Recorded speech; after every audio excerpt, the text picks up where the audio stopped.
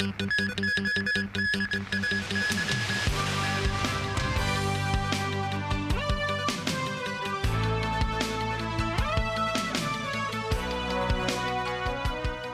evening and welcome to TVB News.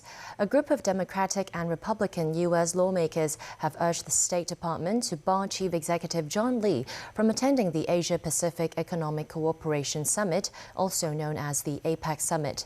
JUN Lee still faces U.S. sanctions. Beijing stressed the organizer has the duty to facilitate members' participation.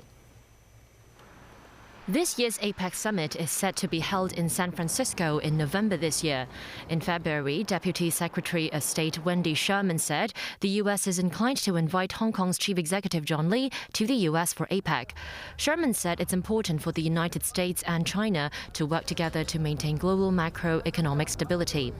Citing those comments, some U.S. lawmakers reportedly wrote to Secretary of State Antony Blinken, saying inviting a sanctioned human rights abuser is an affront to all those who have been persecuted by China. The State Department said invitations for the APEC meeting have not been finalized. The Chief Executive's office said today the CE has been leading Hong Kong in firmly fulfilling its responsibility to safeguard national security with integrity and confidence. Lee said APEC does not belong to any country or economy, and the organizer has the duty to invite members to attend. In Beijing, the Foreign Ministry responded to the development. The U.S., as this year's host, promised to fulfill its responsibility and abide by relevant APEC rules and procedures to facilitate the participation of representatives. We believe that the U.S. will follow through on its commitment and ensure the successful participation of Hong Kong representatives. Veteran political analyst Lau Siu-kai doubts if the Biden administration risks offending politicians as he seeks another presidential term. He added the chances are that the U.S. will grant JUN Lee a one-off visa. But if that's the case, in the first place, he will meet with stiff opposition from politicians in the States. And this resistance will be bipartisan. Lawmaker Jeffrey Lam, meanwhile, thinks the CE should attend the occasion and take this opportunity to promote Hong Kong. The city's top court has today given the green light for the Department of Justice to challenge against a lower court's decision to clear Democratic activist Chow Hang-tung of inciting people to take part in an unlawful assembly. Chow was brought to the final court of appeal via a prison van this morning. The former vice chairwoman of the Hong Kong Alliance in support of patriotic democratic movements of China is still serving her jail sentence related to another case. She was initially sentenced to 15 months in jail for inciting people to join a banned June 4th vigil. That was overturned by the High Court as the judge questioned the legality of the police action that banned the assembly. The government then filed for a legal challenge. The court allowed the appeal hearing to take place on November the 22nd. A 20-year-old student was convicted of criminal damage in relation to a series of unauthorized push notifications issued from the TVB News app. The man, surnamed Sid, sent out 5 consecutive push notifications through a website link that could access the broadcaster's notification system. In the verdict, the judge said she doesn't accept that the defendant did it out of curiosity. As the 5 push notifications didn't cause grave impact to the company or the public, the lawyer hopes the court would consider non-prison sentences. Sid has been granted bail, awaiting sentencing on June 28th. Japan's Tokyo Electric Power Company has started channeling seawater into an underwater tunnel constructed for releasing treated and diluted nuclear water into the ocean. Hong Kong authorities said once Japan discharges the wastewater, the SAR will take measures to ban the import of high-risk aquatic products from Fukushima. Mimosa Ngai reports. A highly radioactive contaminated fish was caught in the harbor of the Fukushima Daiichi nuclear power plant in May. The fish was found to contain a radioactive element 180 times over the standard limit of radioactive substances in Japan's food safety law. However, the operator of the plant, TEPCO, will start releasing nuclear contaminated water into the ocean and has started making the final preparation to funnel seawater into an underwater tunnel. Once the tunnel is filled up, TEPCO will dump the treated water from the plant 1 kilometer offshore. The company's decision was criticized by Hong Kong's Secretary for Environment and Ecology, JUN. Writing in the newspaper, Jie said the fish show's nuclear wastewater has a high-risk impact on food safety. The government has repeatedly expressed its concerns to the Japanese authorities. Moreover, Jie added if Japan is confident over the safety of nuclear wastewater, it should seek alternative domestic uses instead of dumping it in the sea. He added the SAR will take immediate action to ban the import of risky aquatic products along the coast of Fukushima once Japan begins to discharge contaminated water. Currently, 7% of the city's aquatic products come from Japan. This local Japanese restaurant owner said he had stopped importing food products from eastern Japan since the Fukushima nuclear accident in 2011. Nonetheless, he said he will cooperate with the government's measures on Japanese imports if required in the future. In Japan, some individuals gathered outside the headquarters of TEPCO to protest against its decision to release wastewater into the sea. They called the decision extremely irresponsible, saying the company should know how dangerous it is to release the contaminated water. A spokesperson for the Chinese embassy in Japan said the harm caused by the release of the wastewater into the sea could be immeasurable, as radioactive elements can spread across half of the Pacific Ocean region in 57 days. Memusanai, TVB News. Former U.S. Vice President Mike Pence has announced his bid for the Republican nomination for president by focusing on denouncing the former president, Donald Trump. Whether that will be a winning strategy is open for debate. Pence is polling at around 5%, with Trump way out in front. Matthew Bray reports. Mike Pence, on his 64th birthday, joined a GOP presidential race already full of candidates and decided to home in on the attack on the U.S. Capitol. As I've said many times, on that fateful day, President Trump's words were reckless. They endangered my family and everyone at the Capitol. President Trump also demanded that I choose between him and the Constitution. Now voters will be faced with the same choice. I chose the Constitution, and I always will. A conservative Christian, he will focus much of his campaigning in Iowa. The state has a large number of evangelical voters, and Pence hopes a strong showing will give him momentum. Pence, who served as governor of Indiana and is a former congressman, still embraces many of Trump's policies while portraying himself as an even-keeled alternative. On Wednesday, he said he was proud of the Trump-Pence administration. The success of his campaign will hinge on whether he can attract enough backers of Trump's policies who are turned off by the former president to build a viable coalition. While much of the rhetoric was directed against Trump, Pence did also save some ammo for the current White House incumbent. The crises we face, to borrow a phrase, are all man-made. And that man is Joe Biden.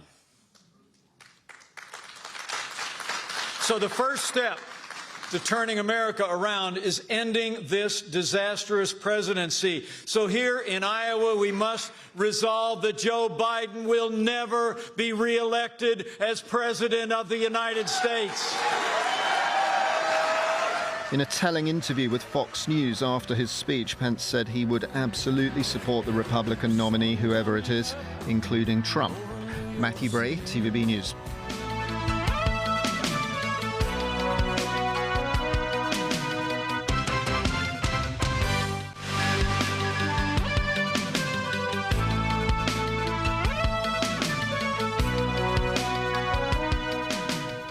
Welcome back to TVB News. British Prime Minister Rishi Sunak has begun a two-day trip to the US. During the visit, Sunak is expected to emphasize to US President Joe Biden that the UK remains an essential American ally in the post-Brexit era. Dan O'Rell tells us more. Sunak began his visit by laying a wreath at the Tomb of the Unknown Soldier in Arlington National Cemetery to mark US-UK military ties. Sunak later visited a technology high school in Washington as part of a visit to the US Capitol to strengthen ties. He met with students and looked at work involving technology and sustainability projects. Sunak later headed to the US Capitol for meetings with Republican House of Representatives Speaker Kevin McCarthy, as well as the Senate's Democratic and Republican leaders Chuck Schumer and Mitch McConnell. Our two nations have such long history and such great combination of not just our beliefs and our freedoms, but our economics. When our bond is stronger, the world is safer and democracy grows further. What we need to do now is figure out how do we make sure that that relationship is strong to deal with the challenges of the future. Sunak wrapped up day one of his visit by attending a Washington Nationals baseball game. But he didn't throw out the opening pitch. US President Joe Biden is welcoming Sunak today for wide-ranging talks as the British leader makes his first White House visit as Prime Minister. The leaders' Oval Office talks are expected to cover the war in Ukraine, China, economic security, and the regulation of artificial intelligence. Dan Orell, TV News. One of the world's most active volcanoes, Kilauea, on Hawaii's Big Island, has begun erupting after a 3-month pause. The volcano is a safe distance from people and buildings in a national park. Fissures at the base of the crater generated lava flows on the crater floor's surface. Geologists at the Hawaiian Volcano Observatory said there was no reason to think the eruption would transition into a rift eruption. As word spread of the volcano stirring, park officials were bracing for crowds to arrive to watch the lava flows from various vantage points. Locally, the Hong Kong International Dragon Boat Races is staging a comeback this month. For the first time, the organisers offer cash prizes for winners. Jackie Lin with more. Sounds of drums and cheers set to return to the Tsim Sha Tsui East Harbour Front. After 4 years of a COVID-induced hiatus, the Hong Kong International Dragon Boat Races will kick off on June 24th. More than 160 teams of around 4,000 dragon boat athletes will take part in a 2-day event at Victoria Harbour. They include national teams from 10 overseas countries and regions, such as first-timer Poland, as well as Australia, Dubai, Malaysia, and the Philippines. In an unprecedented move, cash prizes will be offered. Champions of the 5 major races will be awarded $10,000. Hong Kong athletes said they will put their best paddle forward to help the city win the prizes. This is my first time to represent Hong Kong team to join these races, and I hope I will try our best. We try our best to achieve the goal. I feel really happy and exciting that I can join the race again after 4 years, because previously we got COVID. We can gather many people to join the race to have fun in Victoria Harbour. We will support the teammates and hope that we can get some medals on the race. Due to the city's earlier quarantine restrictions, another major event, the World Dragon Boat Racing Championships, will be hosted in Thailand this year instead of Hong Kong. Secretary General of the Hong Kong-China Dragon Boat Association, Arnold Chung, said they are confident the flagship race will return to the SAR in 2027. Sharing the optimism, Ding Zhang, Executive Director of the Hong Kong Tourism Board, said the city's tourism figures would gradually return to pre-pandemic levels, with more promotion devoted to art, culture, and nature-related attractions. The Hong Kong Tourism Board hopes these races could help promote the collaboration and partnership between cities in the Greater Bay Area to drive multi-destination tourism in the region. Jackie Lin, TVB News. Good news for bus fans. From tomorrow to the 23rd of next month, 4 retired buses will be on show at the Central Harbour Front. Veronica Lin tells us more. A creamy yellow top and lake blue body. Nicknamed Jumbo in Cantonese, these buses have returned to greet residents again. This Daimler bus behind me debuted in Hong Kong in the 1970s. The team spent more than 3 months restoring it to its original glory. A veteran technician who's been repairing buses for almost 4 decades, Tony Chen, said restoring this bus is like seeing an old friend. After 20 years of use, most of the parts have had to be replaced. He and his team put in all their effort to repair it. His 20-year-old apprentice, Wong Chi Hang, said he used techniques he's learned from Chen and applied them on the new buses. If they can't find the parts or if it's been damaged, he'll use methods such as welding and coppering. Another classic is the Leyland Atlantean Feat that was in service in the early 90s. It was the first double-decker introduced by Citybus after monopolizing 26 routes on the island side.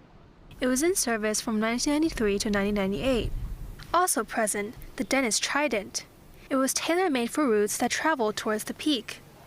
The 40 double-deckers produced by bus companies stood only 4.17 meters tall and 10.3 meters long, which made them more nimble when traversing through winding roads. The Volvo Super Olympians can also be spotted. They were introduced in the early 2000s and became the mainstay of the Chung Kowloon route. Citybus also put 5 double-deckers with brand new designs on show.